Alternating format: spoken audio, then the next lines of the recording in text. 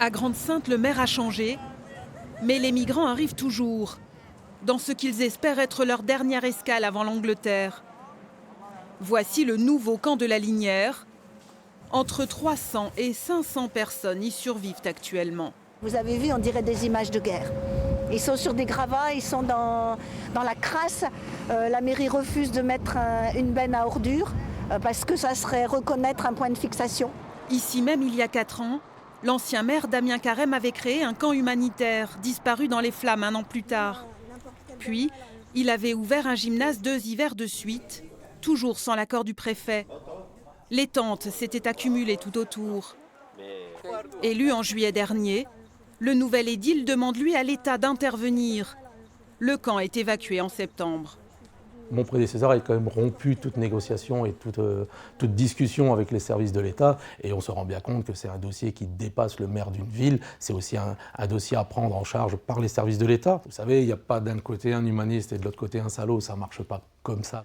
À l'État de prendre ses responsabilités, affirme le maire actuel. À la ville de suppléer au manquement de l'État, affirme au contraire son adversaire écologiste. Il est maire, il ne fait rien, pour moi à mes yeux il ne fait rien, ou il ne fait pas grand-chose. Et je ferai mieux que lui si je deviens maire de Grande-Synthe le 15 ou le 22 mars.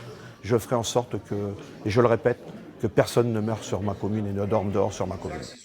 Damien Carême, surnommé en son temps le maire des migrants, a choisi son camp.